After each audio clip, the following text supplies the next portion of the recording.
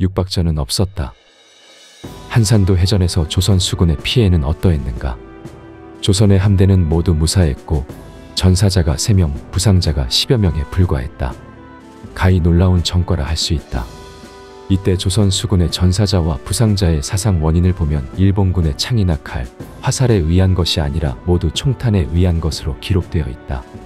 이 치열한 전투를 치르면서 단 한 번도 가까이서 칼로 치고 박는 육박전을 치르지 않았다는 것을 알 수 있다. 조선 수군은 최대 강점인 총통을 잘 활용했고 원거리 사격으로만 승부를 결정지었던 것이다. 충파 전술 혹은 당파 전술이라고 불리는 전술도 배를 부딪히는 것이 아니라 총통으로 배를 깨는 것을 말한다. 총통에서 발사되는 대장군전을 비롯한 위력적인 화살은 배의 벽을 뚫어 깨버린다. 총통을 최대로 활용하는 하객진은 얼마나 과학적이며 경제적인 진법인가 보여주었다. 하객진은 본래 일본에서 도쿠가와 이에야스가 많이 사용했던 진법이다. 그리고 조선 육군에서도 사용했다. 그런데 육지에서의 하객진이 아니라 바다에서의 하객진을 내가 사용한 것이다. 이는 아마도 세계 해전사에 있어서도 처음이 아닐까 생각한다. 이러한 하객진이 가능할 수 있었던 것은 바로 조선의 판옥선 덕분이다. 밑이 평평하여 쉽게 회전이 가능하다. 그래서 순식간에 하객진을 만들 수 있었다. 나는 내 해전을 하는 동안 철저히 근접전을 피해서 우리의 손실을 최소화하는 데 많은 신경을 썼다.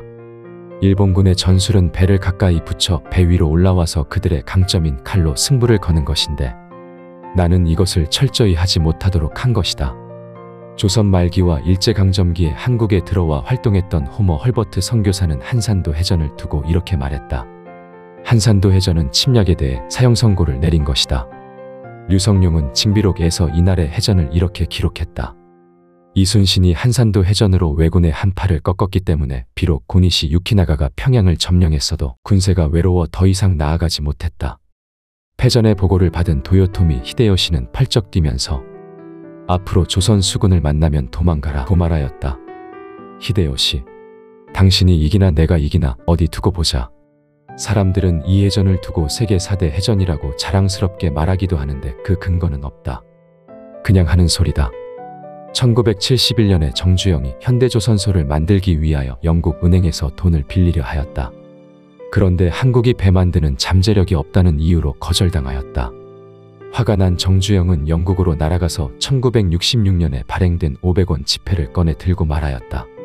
이것은 당신네 영국보다 300년이나 앞선 한국 사람이 만든 철갑선이요.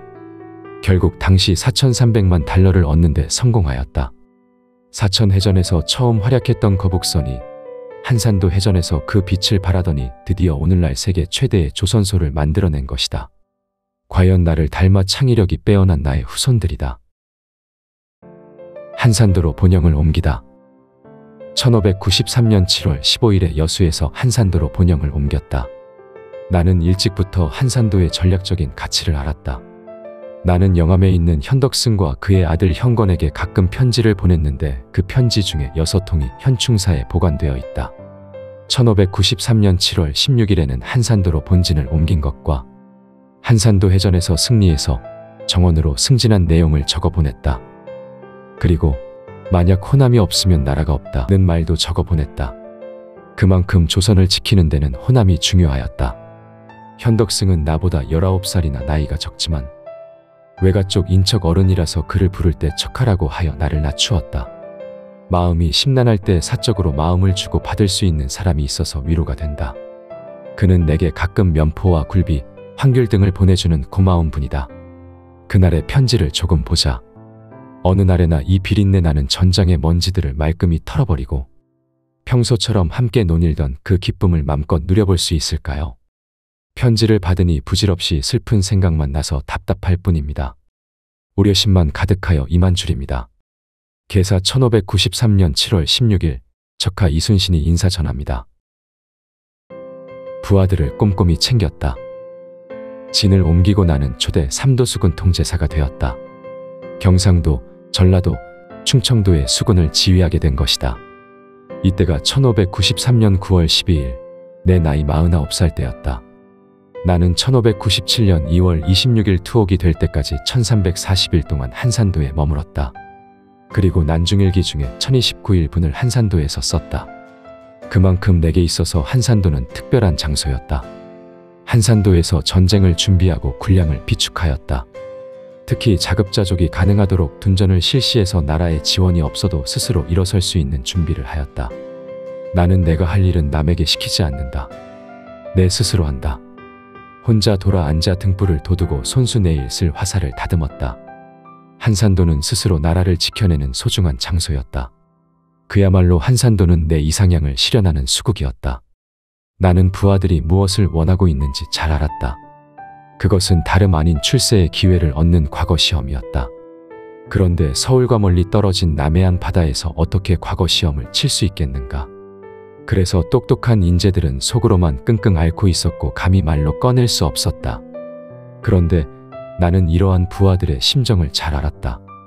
나는 평소에는 부하들을 혹독하게 훈련시키고 전투에 임해서는 반드시 이기는 무서운 장수이기도 했지만 부하들의 개인 신상에 대해서만큼은 매우 꼼꼼하게 관리해 주었다. 삼도수군 통제사가 된 지 3개월이 지난 1593년 12월 29일에 장계를 올리면서 당시 군사들이 머물고 있던 한산도에서 과거 시험을 볼 수 있도록 해달라고 건의하였다. 그리고 여기에 덧붙여서 해상의 특성을 10분 고려한 과거 시험 방식을 별도로 적용해 줄 것까지 건의하였다. 이 부분에서 그날의 장계를 보면 다음과 같다. 규정 중에 있는 말을 달리면서 활을 쏘는 것은 먼 바다에 떨어져 있는 섬인지라 말을 달릴 만한 장소가 없사오니 그 대신 편전을 쏘는 것으로 시험을 받으면 좋을 것 같아서 조정의 선처를 기다립니다. 이러한 나의 노력 결과로 결국 다음 해인 1594년 4월 6일 한산도의 과거 시험장이 개설되기에 이르렀다. 출장 과거 시험장인 것이다. 권율의 도움으로 시험관을 정하였고 3일 동안 시험을 치른 후에 9일에는 100명의 합격자를 배출하였다. 나는 이렇게 인재를 뽑았고 인재가 마음껏 일을 할 수 있도록 자리를 만들어 주었다. 그리고 혼자 모든 일을 하려 하지 않았다. 좋은 인재와 함께 하려 하였다. 소통을 중시하였다.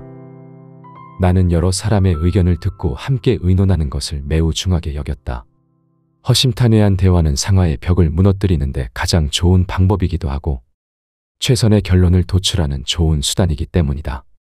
류성룡의 징비록에는 내가 어떻게 한마음이 되도록 병영 전체의 신뢰와 화합의 분위기를 만들었는지 소개하고 있다. 순신이 한산도에 있을 때 운주당이라는 집을 짓고 밤낮을 그 안에 거처하면서 여러 장수들과 더불어 군사 일을 논했는데 비록 졸병이라 할지라도 말하려고 하는 자가 있으면 와서 말하는 것을 허락하여 군정을 통하게 했다. 또 전쟁을 하려고 할 때에는 매번 부하 장수들을 다 불러 모아서 계책을 물어 작전 계획을 정한 뒤에 싸움을 결행했기 때문에 싸움에 패하는 일이 없었다. 여기에서 보듯이 나는 졸병을 비롯한 누구와도 대화를 하였고 또 어떤 일을 결행할 때에는 반드시 사전에 충분히 여러 사람의 의견을 들으며 신중을 기하였다. 그렇기 때문에 류성룡이 언급한 바와 같이 싸움에 패하는 일이 없었다. 오늘날 한산도에 가면 제승당이 있는데 이 제승당이 바로 운주당이다. 제승당이라는 이름은 1597년 정유재란 때 운주당이 불타 없어지자 제107대 통제사 조경이 1739년에 다시 지으며 붙인 이름이다. 운주라는 것은 인간의 기륭화복을 점치는 나무인 산가지를 움직인다는 뜻이다. 나는 운주당을 한산도 한 곳에만 설치하지 않았다. 오랫동안 머무는 곳이라면 어김없이 이를 설치하여 작전을 논하였다. 백의종군 중에 다시 기용되어 수군사령부를 설치했던 고화도나 고금도에도 운주당을 설치하였다. 여러 사람의 말을 듣고 서로 존중하는 태도는 승리의 지름길이다. 통정신과 일심. 통정신은 한마음을 만드는 것을 말한다. 두 몸 사이에 티끌 하나 들어가지 못할 만큼 완전히 밀착된 상태를 말한다. 나는 부하들과 통정신을 만들기 위하여 무척 애를 썼다.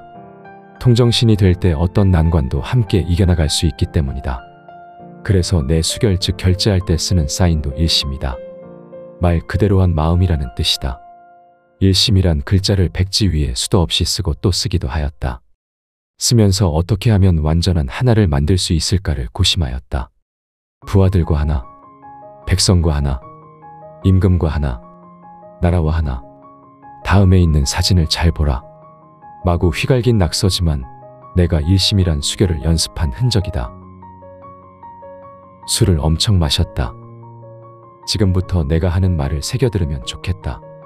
이 책을 읽는 청소년들이 나도 이순신을 닮기 위해서 술을 많이 마셔야지 라고 생각해서는 안 되기 때문이다. 나도 술을 좋아하는 한낱 인간이라는 것을 말하고 싶은 것이다. 내가 무슨 마블에 나오는 초인적인 영웅이 아니라는 것이다. 임진년 9월 1일 부산포 해전 이후 4년 이상 전쟁은 소강 상태로 있었다. 명과 일본이 지루한 강화 교섭을 하고 있었기 때문이다. 전쟁은 하지 않지만 만약을 대비해서 강도 높은 군사훈련을 꾸준히 하고 있었다. 난중일기에 보면 내가 술을 마셨다는 기록이 120회나 있다. 활을 쏜 후에는 자주 술자리를 가졌다. 막다. 아침에 하천수에게 장계를 지니게 하여 내보내다. 아침 식사를 하고서 충청수사, 순천 부사 등과 함께 우수사에게로 가서 활 열순을 쏘다. 몹시 취해 돌아왔는데 밤새도록 토했다. 이 일기를 보면 아침부터 몹시 취할 정도로 술을 마셨던 것을 알 수 있다. 그래서 밤새도록 토하였다. 나도 술을 자주 마셨지만 찾아온 손님에게도 술을 많이 마시게 해서 취하게 하였다. 서로 마음을 나누는 것이고 내 나름의 소통 방법이다. 통정신을 위한 것이라고나 할까. 오후 및 강진 영감이 돌아가겠다고 함으로 술을 먹였더니 몹시 취했다. 오후는 취하여 쓰러져 돌아가지 못했다. 술을 많이 마셔 출근도 하지 못하고 공무에 빠진 날도 많았다. 술에 취해 밤새 토하고 엎어지고 다음 날까지 술이 깨지 않아서 방 밖을 나가지도 못하였다. 상식적으로 이해가 되지 않겠지만 나는 그렇게 술을 많이 마셨고 실수도 하였다. 다시 말하지만 나는 그냥 인간이다. 외롭고 힘들고 화나고 억울하면 그냥 술을 마셨다.